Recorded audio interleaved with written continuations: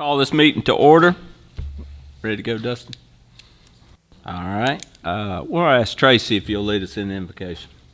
Pray. Our Heavenly Father, we thank you again for an opportunity to come and conduct the business of Cherokee County. And we're thankful for all those dedicated employees throughout our county. We thank you for our law enforcement, our firemen. We pray that you just keep your hand upon them. Lord, as we go through this meeting, may everything we do be pleasing unto you. Forgive us for all our many sins. In Christ's name I pray. Amen. Amen. Amen. Thank you, Tracy. Now I'm going to ask Doris for the roll call. Folks. Here. Tracy McDaniel. Here. Tim Spencer. Here. Little. Here. Lyman Dawkins. Here. David Smith. Here. Charles Mathis. Next we'll have adopt the agenda. Do I hear a motion? So moved. We have a motion and a second. I'm going to ask for the roll call. Folks. Yay. Tracy McDaniel. Yay. Tim Spencer. Yay. Little. Yay. Dawkins. Yay. David Smith. Yay. Charles Mathis. Next will be the approval minutes from public hearing and regular meeting on June the 8th, 2020. Do I hear a motion? So moved. Second. We have a motion and a second. I'm going to ask for the roll call. Folks. Yay. Daniel. Yay. Tim Spencer. Yay. Little. Yay. Lyman Dawkins. Yay. David Smith. Yay. Charles Mathis. Next will be the approval of claims for Cherokee County in the amount of $803,523.29. Do I hear a motion? Second. We have a motion and a second. I'm going to ask for the roll call. Folks. Yay. McDaniel. Yay. Tim Spencer. Yay. Little. Yay. Lyman Dawkins. Yay. Yay. Next, we have a proclamation for Limestone College, from Limestone College to Limestone University, and I'm going to ask Mr. Bratton if he would read that proclamation for us.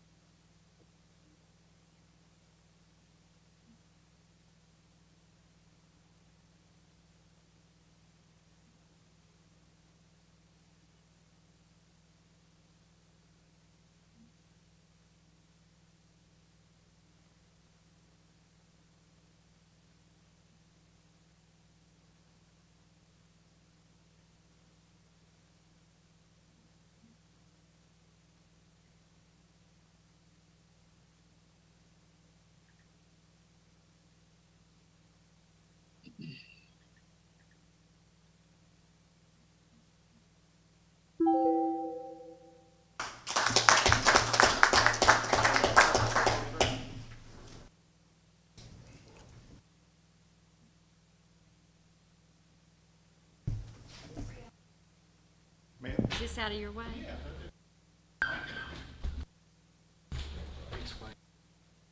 Anything we can do to help?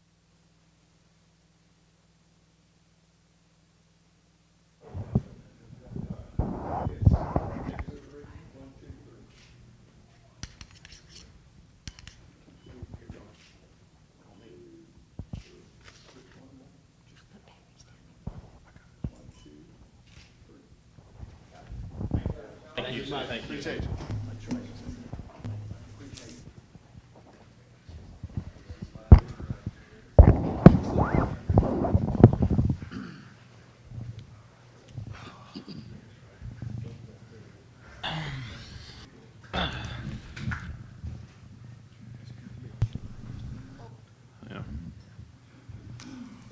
We'll move into some public hearings.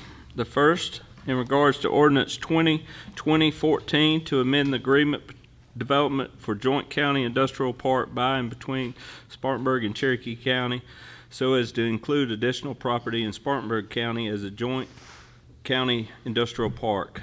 Tyndall Corp., Partans LLC, Tiger Lake Spartanburg LLC, and Stone Solar LLC, and matters related thereto.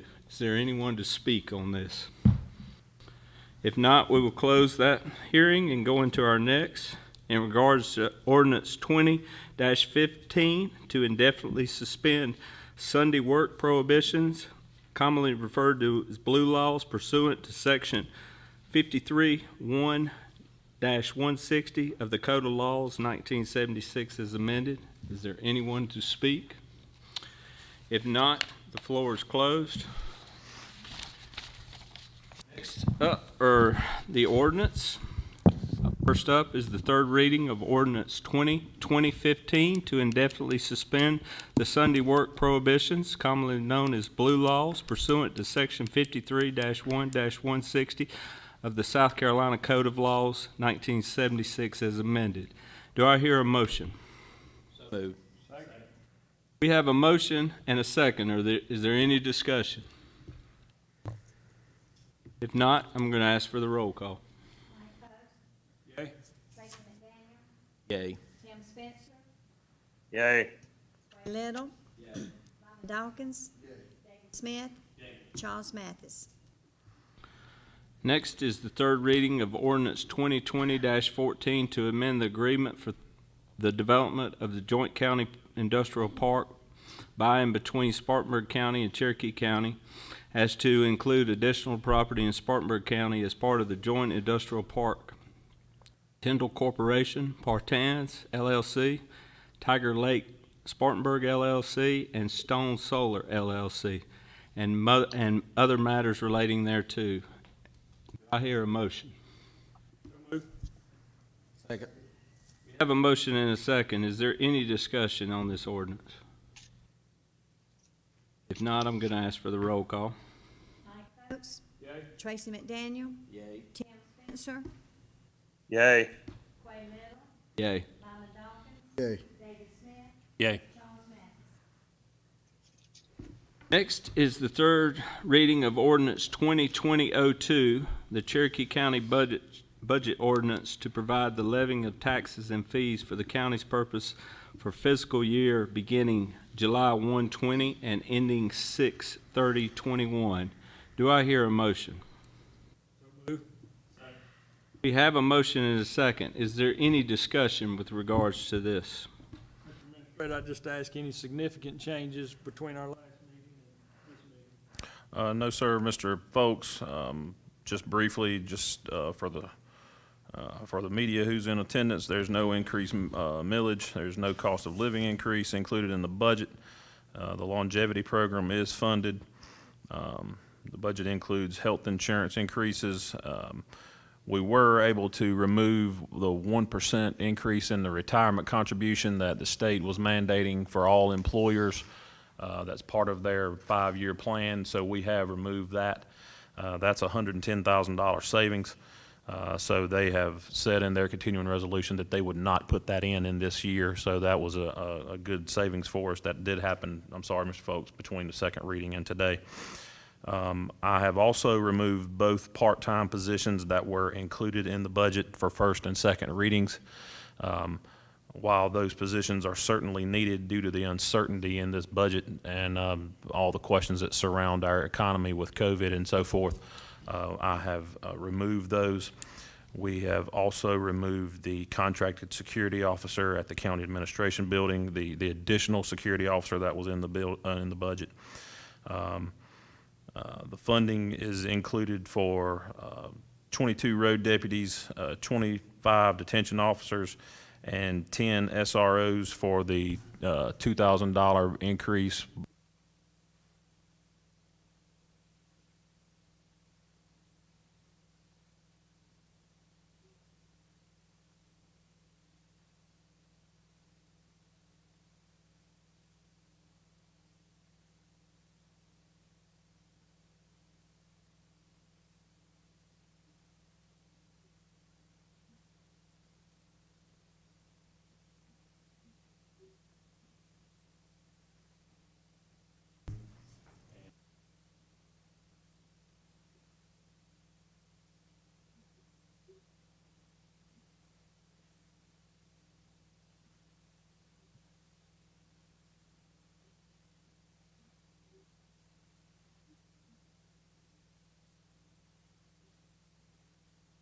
All I have, Mr. Chairman. Is there any other discussion?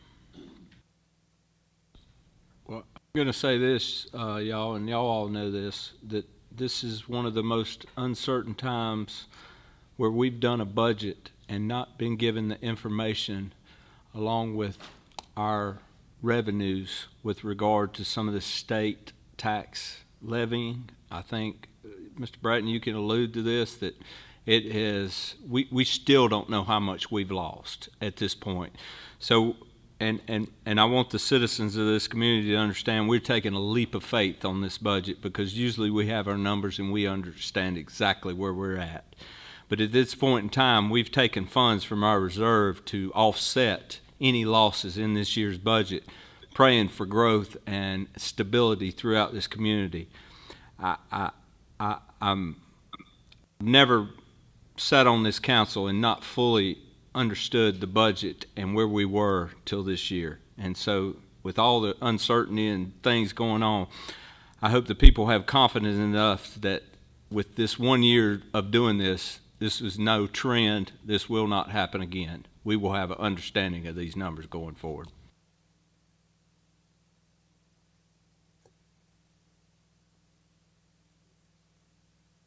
Right.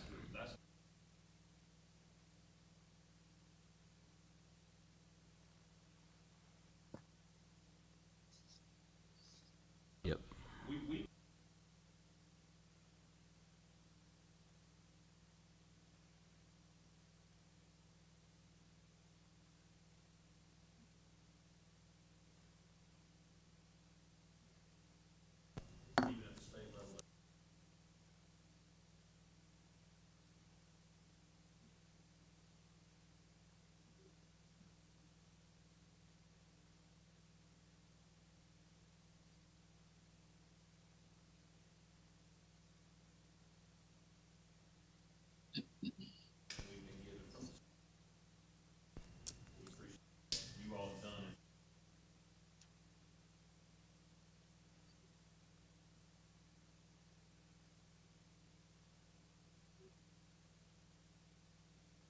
Is there any further discussion?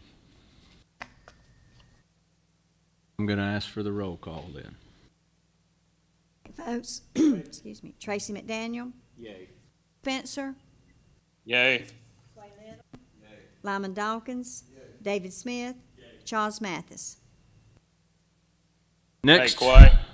Sir? Quay. Yes, sir. Ask Steve to speak into that mic. I didn't hear a thing he said whenever you asked him what you asked. Hold on, we'll get that corrected. Thank you. Can you hear me better now, Mr. Spencer? I hear you good now. Yeah, this mic was dead. Do you want him to go over that again, Mr. Spencer? No, that's fine. Y'all voted on it. I'm just checking. Steve, thank you, Quay. All right. Next is the volunteer fire departments.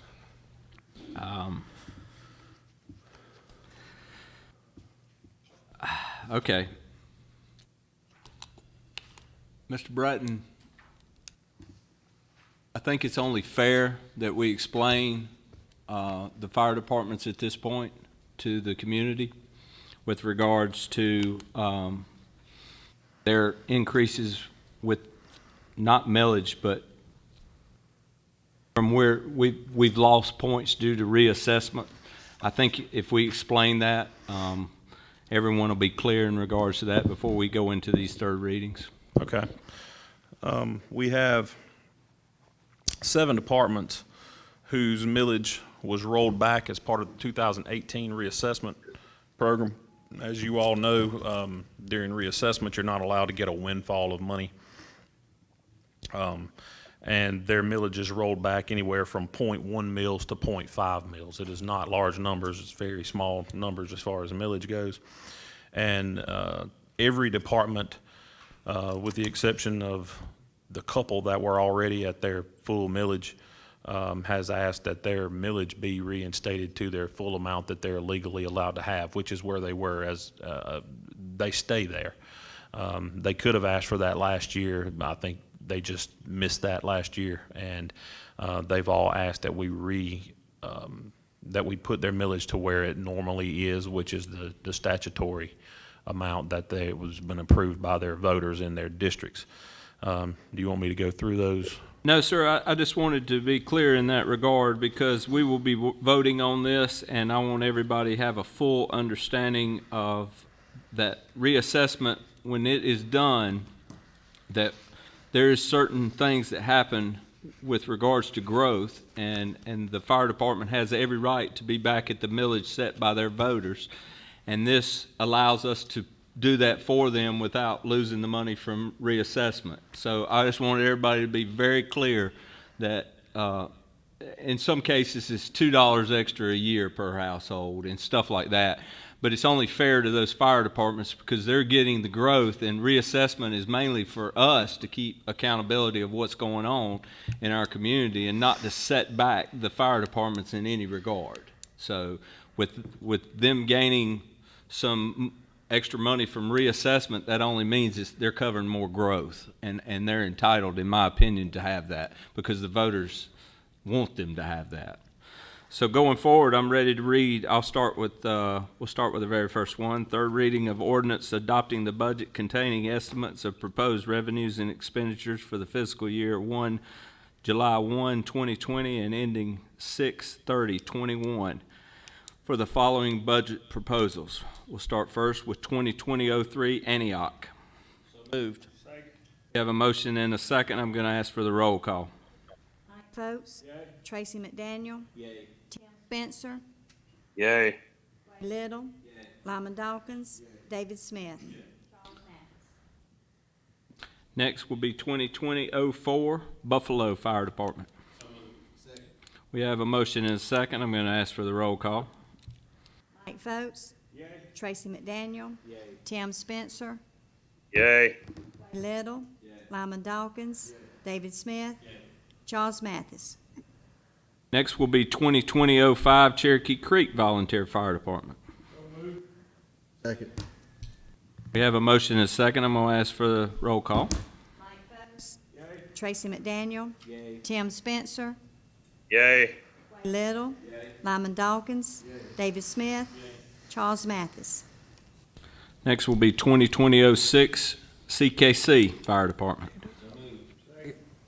Motion and a second. I'm going to ask for the roll call. Mike Foltz. Tracy McDaniel. Tim Spencer. Yay. Ray Little. Lyman Dawkins. David Smith. Charles Mathis. Next will be 2020-07 Corinth Fire Department. In a second, I'm going to ask for the roll call. Mike Foltz. Tracy McDaniel. Tim Spencer. Yay. Ray Little. Lyman Dawkins. David Smith. Charles Mathis. Next will be 2020-08 the Gaffney Fire Protection Area. So move. Second. Motion and a second. I'm going to ask for the roll call. Mike Foltz. Tracy McDaniel. Tim Spencer. Yay. Ray Little.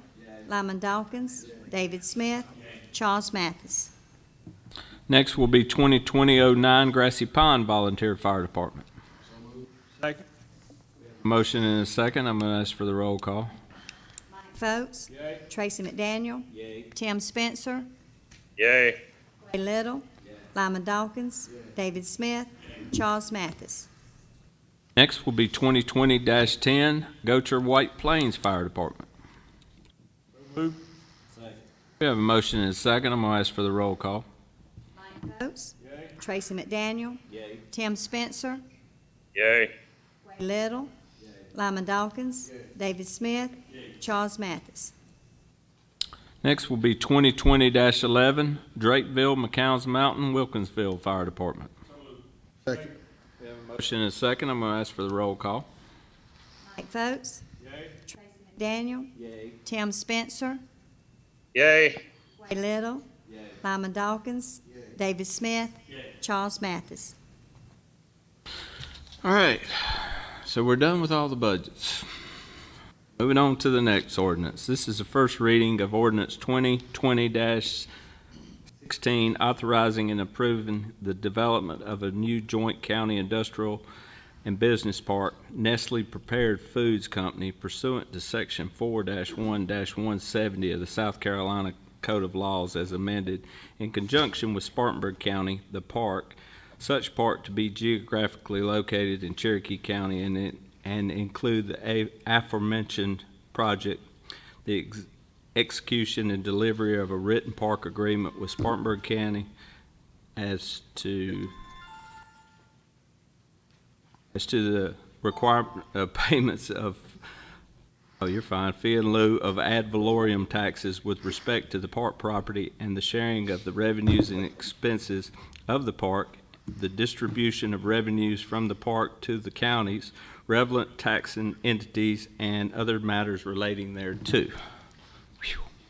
There we go. Do I hear a motion? Second. We have a motion and a second.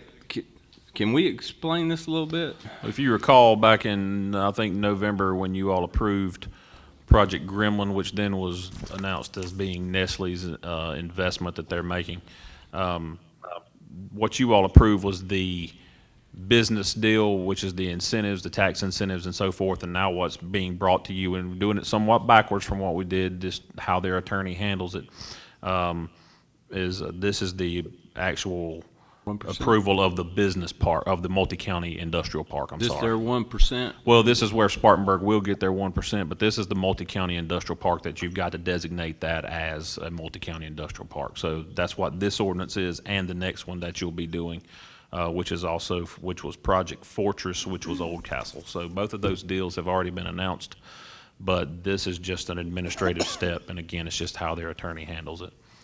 Okay. So we have a motion and a second. I'm going to ask for the roll call. Oh, excuse me, is there any further discussion? All right, we'll ask for the roll call. Tracy McDaniel. Tim Spencer. Yay. Yay. David Smith. Charles Mathis. All right. As Mr. Bratton said, next will be the first reading of Ordinance 2020-17, authorizing and approving the development of a new joint county industrial and business park, Old Castle, pursuant to Section 4-1-170 of the Code of Laws 1976, as amended, in conjunction with Spartanburg County, the park. Such park to be geographically located in Cherokee County and include the aforementioned project, the execution and delivery of a written park agreement with the Spartanburg County as to the requirement of payments in fee in lieu of ad valorem taxes with respect to the park property, and the sharing of revenue and expenses of the park, the distribution of revenues from the park to the counties and relevant taxes entities, and other matters relating thereto. Do I hear a motion? So moved. We have a motion and a second. Any discussion? With that, I'm going to ask for the roll call. Mike Foltz. Yay. Tracy McDaniel. Tim Spencer. Yay. Ray Little. Lyman Dawkins. David Smith. Charles Mathis. Next, I'm going to turn it over to Mr. Mathis in regards to executive session. Thank you, Mr. Chairman. Motion would be in order to go into executive session pursuant to Section 3470A2 for the discussion of a contractual matter, pursuant to 3470A3 regarding a personnel matter in the administration office. Do I hear a motion? Second. A motion and a second. I'm going to ask for the roll call. Mike Folks. Tracy McDaniel. Tim Spencer. Yay. Ray Little. Lyman Dawkins. David Smith. Charles Mathis. Now we will go into executive session.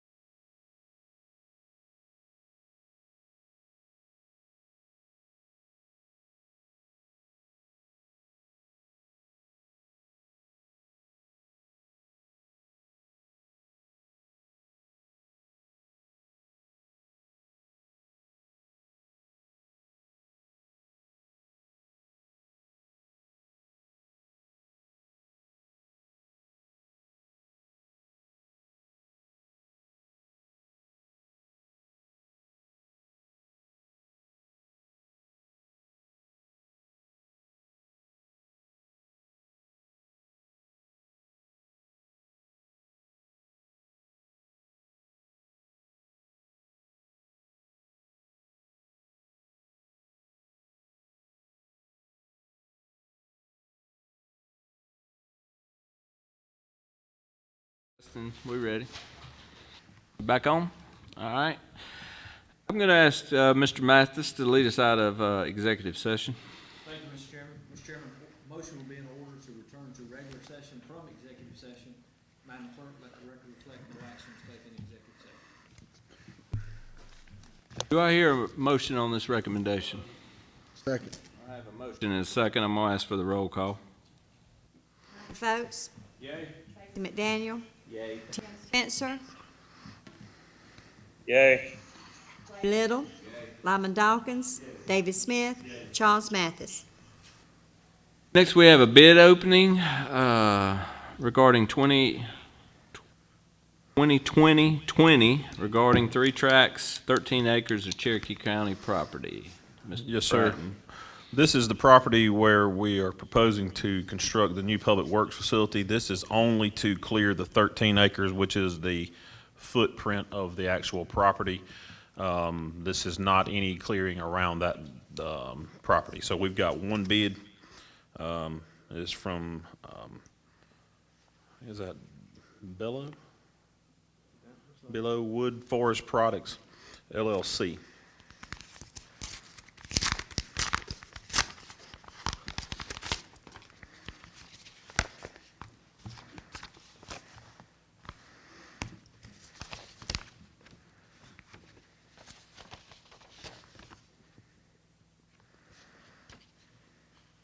Lump sum price for this is $5,000 to clear this property, 13 acres.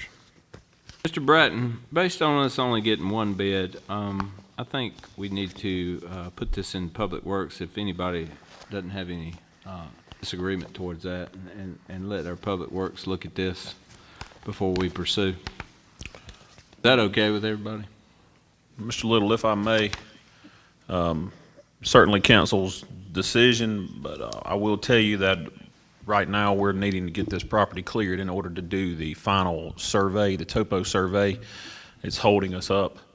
If you all choose to do so, that will put us a couple of weeks further out. I will tell you that the timber market is terrible right now. As many of you may know, several mills are closed. So while it's not an optimal time to be doing any clear cutting and selling of timber, it is the time that we have to do so. Which is exactly why I held off on doing the thinning and the other timber management that we need to do around this property. But I just wanted to bring that to the council's attention. However council wants to proceed on that is certainly fine by me. Well, do we have, I don't think we have to take a vote to have discussion on this, so I'm going to open the floor up if somebody, I think pursuant to what you're getting ready to talk about in the change order. I'm going to table that, Mr. Little.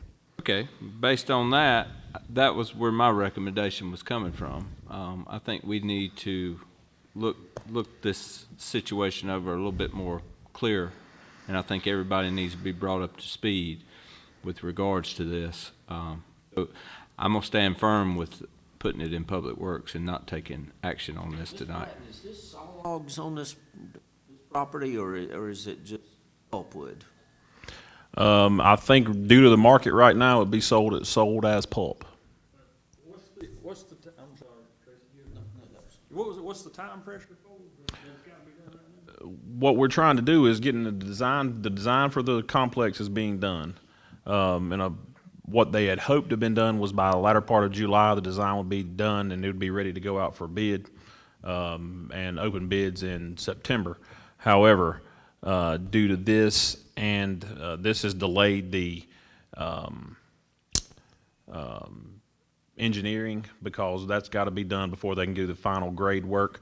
We can do flyover surveys, flyover topos, but the trees are just too thick on this property to get, you can't do it by a flyover. So it needs to be done after the property has been cleared to get the final grading. So that can make a couple of feet difference, which can add some serious cost on the site work and so forth. So therefore, that's where we are with it. The only, second question I got, and it's only, I'll tell you why, is there, because I don't know what the 13 acres actually covers, is there a buffer that's established? Like, the reason I'm thinking that, I was at a Peach Festival event in Lake Welchel, and sitting at the Peach Festival event, I could see our landfill. from the Lake Welchel site. Is there a buffer, that's not gonna be opened back up where you can see our C&D landfill? No, sir, it's not. It's not close enough to our landfill. You'll be able to see these facilities, but they're going to be facilities that are nice to see, that are something that the community will be proud of. The only place that I have asked, and we do have a buffer, is where we park our maintenance, our roads and bridges and garbage trucks and so forth.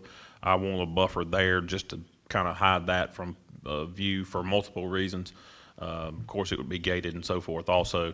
But as far as the front of the buildings, there is no buffer there. You'll be able to see those buildings and so forth. I But just again, don't wanna open up unsightly, I don't know what Lake Welchel, what events will be held there. I mean, I think there's a lot of different ideas for it, but I don't wanna open up that unsightly landfill C&D area like it used to be years ago. And as long as we're not cutting that buffer area. no, sir, it's not over there at all. This is on Lemuel Road, way away from Lake Welchel. So yes, sir. What's the pleasure?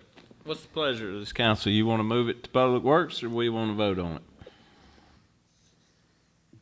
What is the estimated, what does timber, pulpwood normally run an acre? Does anybody know what it's, I know it changes, but what I've been told, an acre or so? I don't know. I was told 1,500 an acre when we first started this.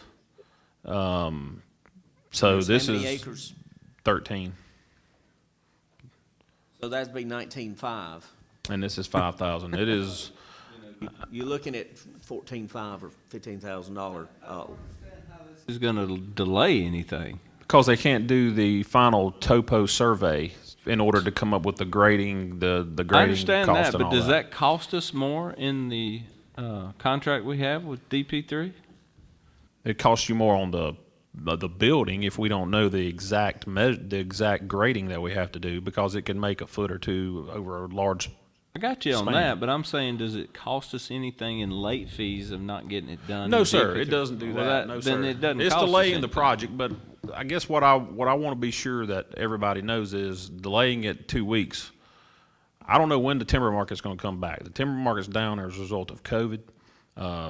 Sale of paper is way down. I don't know why.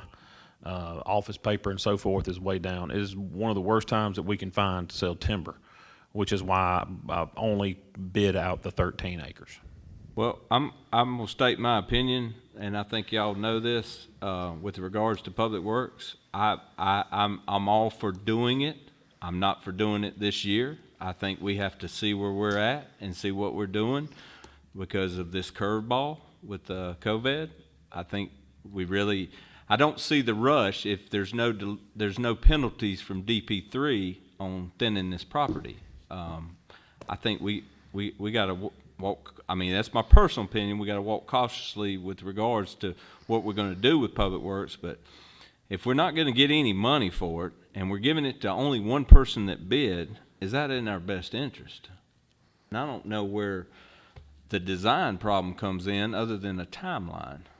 And Steve, Another how bid, did but you I don't bid wanna that slow the timber? project down. I just don't want to slow it Steve. down. We've already been through this, and Public Works and Animal Shelter and recycling, and, no, I don't want to slow down.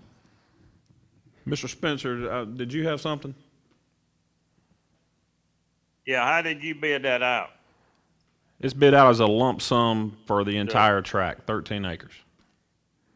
I mean, I can't believe that Ryan Kirby didn't bid on him local here in the Gaffney area. He is the bidder, Mr. Spencer. Oh, he is under a different name, because that's not what you said, Kirby. That's the name of his company, yes, sir. Okay.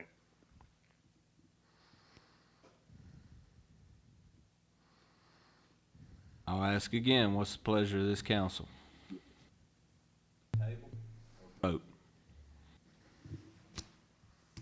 The table, you're going to put it back out, and then in 2 weeks, we'll have, If we table, then I think I'm going to take it to the Public Works Committee to be talked about at the next meeting. Mr. Smith, putting it back out will not do anything at this point. There is concern as to when the timber market will come back. So We can certainly put it in the Public Works Committee, and then prior to the next meeting, we'll have a Public Works Committee meeting to discuss it further. But, It slows everything down. Mr. Bratton, yes, sir. as long as I've been chairman, I've never wanted to take a vote on something that all council members was not there. I know I'm here, but Charles Mathis is not. I don't know that if you want to slow this down, I'm not saying that. I'm just saying that I think Charles Mathis deserves the right to vote whether we spend $12.5 million on public works design or not. Well, we're not voting to spend $12.5 million, Mr. Chairman. We're just, the vote is whether or not to proceed with this, cutting this timber right now. That's all we're doing, whether or not to cut this timber for the cost of, for the amount of $5,000 to be paid to the county.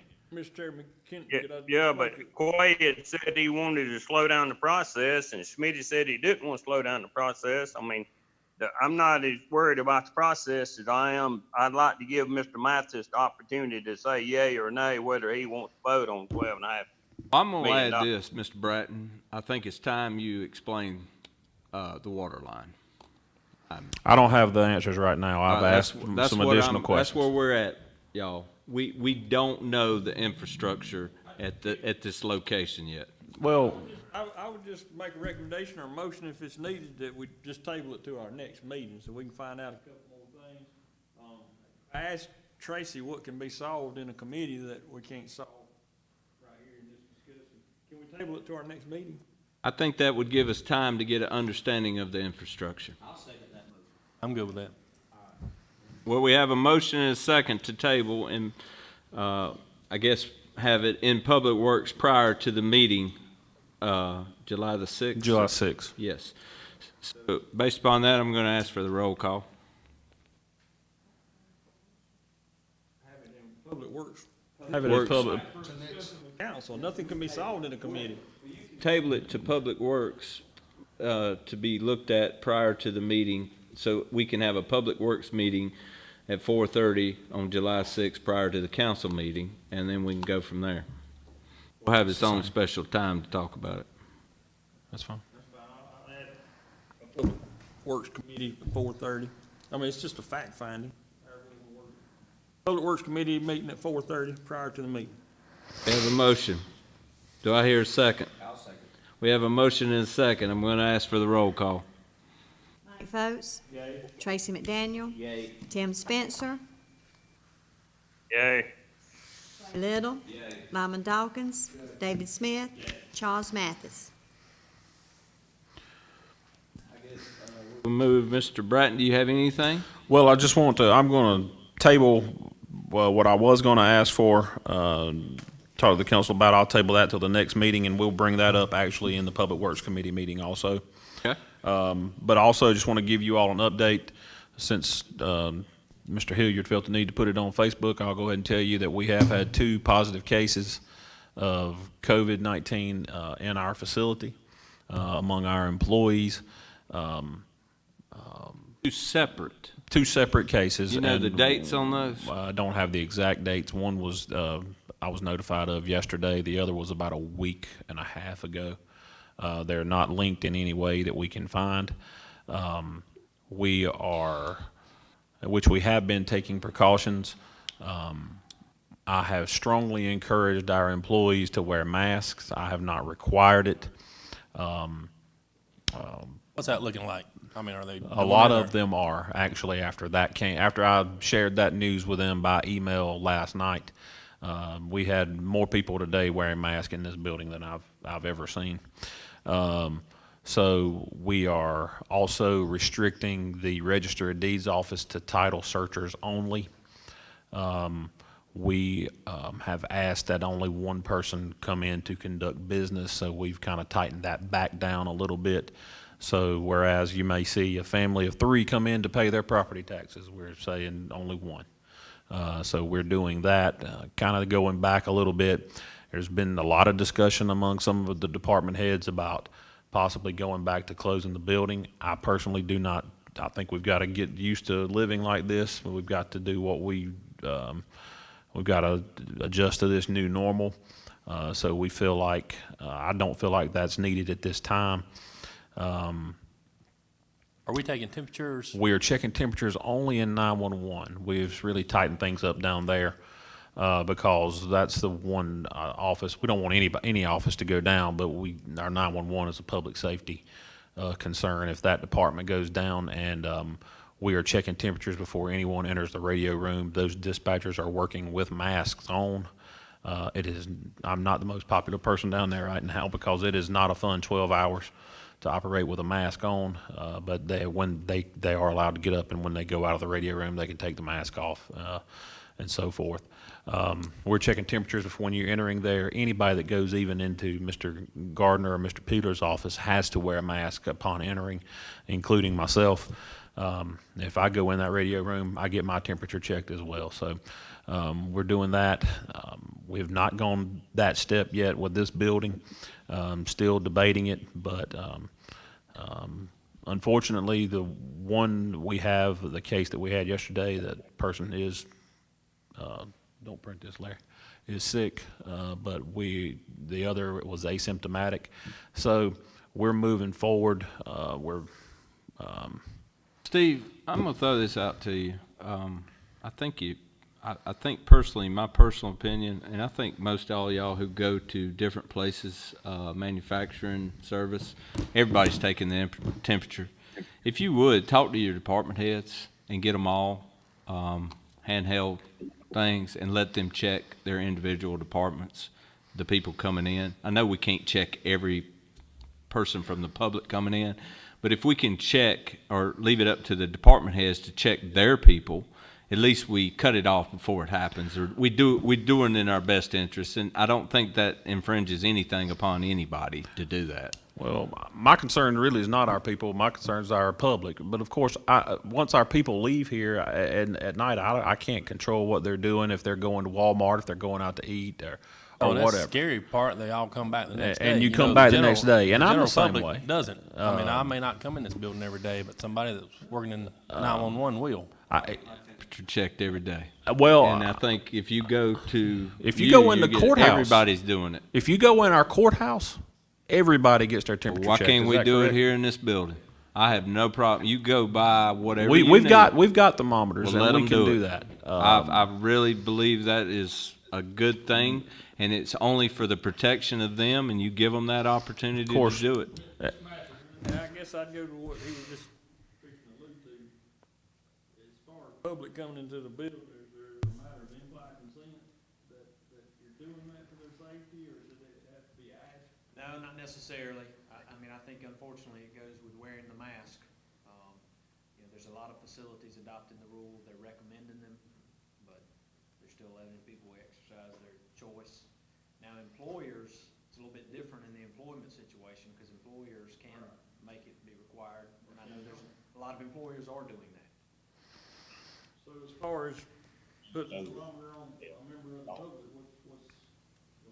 It's the perspective of if you want to put one at the front, and somebody coming in to do it, if they're not going to do it, then your second question is are you going to deny them access to your building? And I don't know the answer to that at this point. is there a matter of implied consent, or? I don't know that there's an implied consent that you're going to submit to testing when you enter a public building.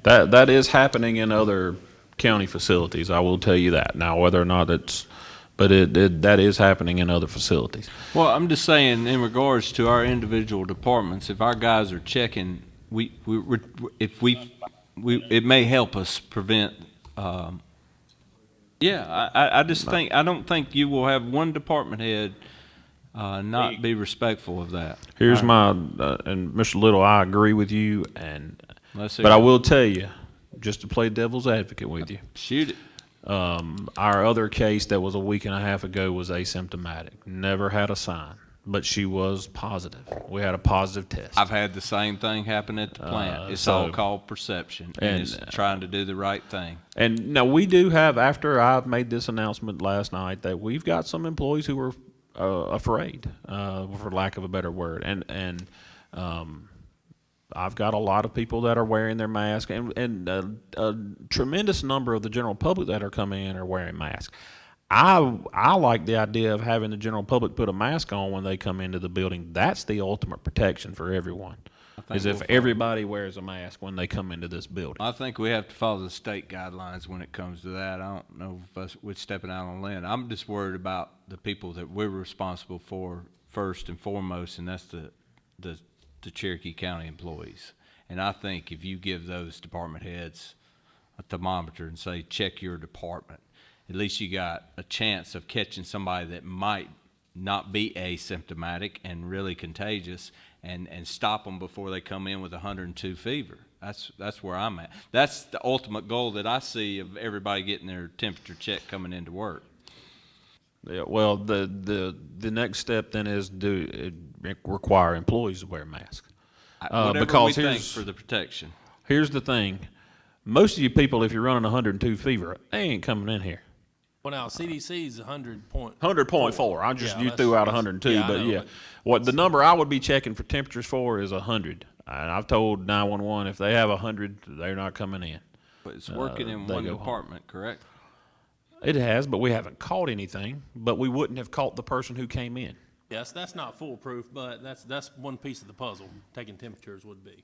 I think it sends a positive message that we care. I think here's what I would suggest, Mr. Little, and this up. You guys can tell me how you want to proceed. I would like to check temperatures for everybody coming in the building. That's public and employees. That's public and employees. Can or not? I don't You know. can if you're until referring- somebody challenges you on it. I don't want to go down that road. I'd rather the governor say, it's okay. I don't know, Joe. Do you? I think Mr. Bratton's right. I mean, I know there's other facilities doing that. I think that's a judgment call if you put somebody at the front to implement a station to take temperatures coming in.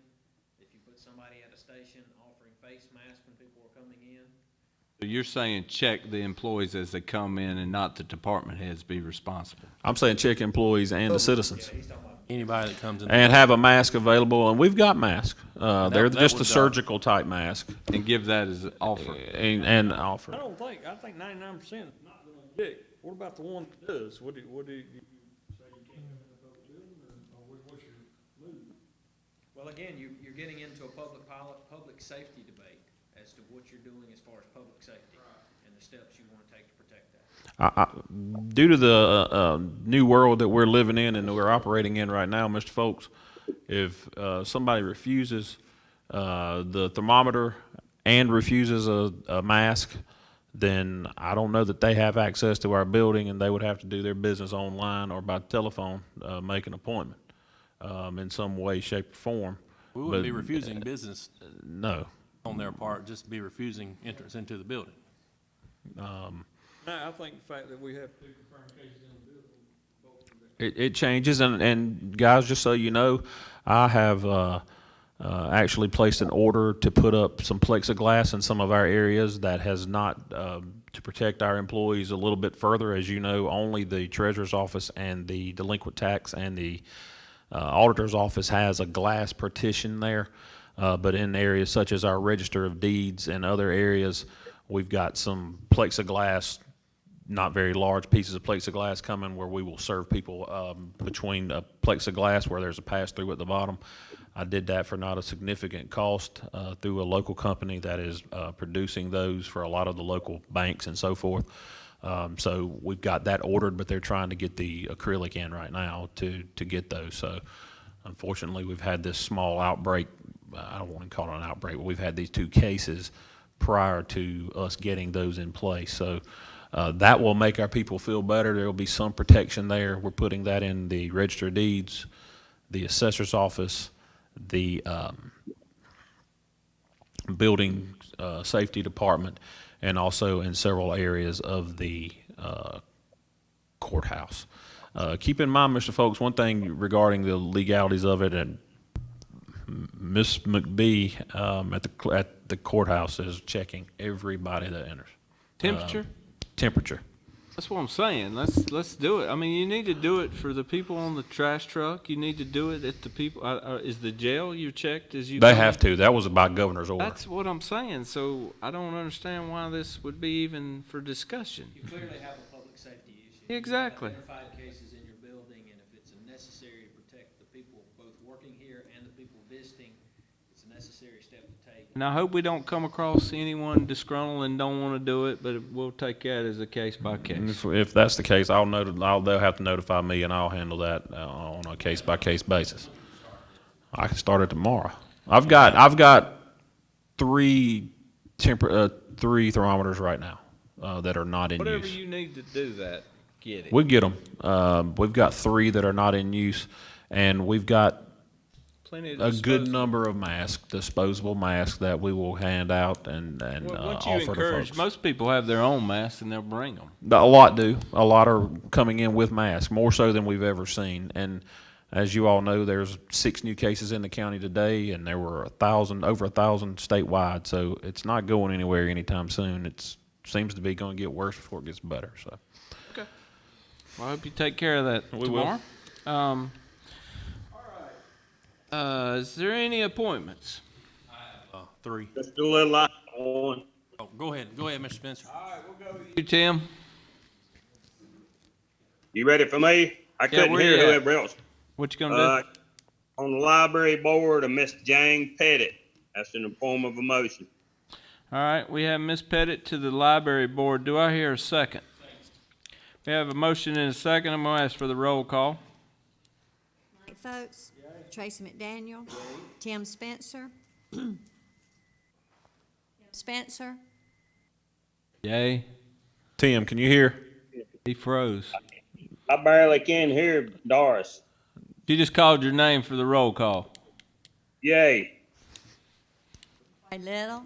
Lyman Dawkins. David Smith. Charles Mathis. All right, Mr. Smith?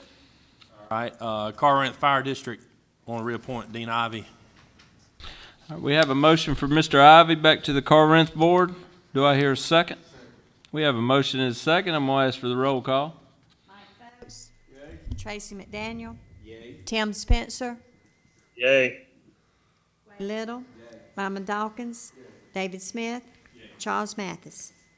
All right, David? For DMW, the first one is to reappoint Mike Patterson. We have a motion for Mike Patterson. And we have a motion and a second to the DMV board. We have a motion and a second. I'm gonna ask for the roll call. Mike Foltz. Tracy McDaniel. Tim Spencer. Tim, Yeah. Yay. there you go. Ray Little. Lyman Dawkins. David Smith. Charles Mathis. All right. David, what else? You got one more. DMW, reappoint Billy Benton. Got Mr. Benton to the DMV board. Do I hear a second? Have a motion and a second. I'm going to ask for the roll call. Yay. Tim Spencer. Yay. Ray Little. Lyman Dawkins. David Smith. Charles Mathis. All right. Any more appointments? All right. Next, do we have any new, old, or other business? I'll make a comment. Winning the election here recently, I'm looking forward to working with you guys another 4 years. I know we have this year left to go, but then I have another 4-year term. I've really enjoyed my time on council. We've got a lot done. There's still a lot to do, but I can't answer to councils in the past. I know some of you said this is a good one, a good working relationship, so I hope we can keep that over the next 4 years. You know, I don't think anyone here has personal agenda. We all want what's best for the county, and let's keep that at the forefront. And I think if we do, this county is going to soar. So, looking forward to it. Appreciate you. Appreciate you having you. Anything else from been- anybody else? I'd just like to say I've enjoyed working with you, Smitty, and like you said, we look forward to the future because now we actually have a council that wants to go forward. So thank you. All right, with that, we are adjourned.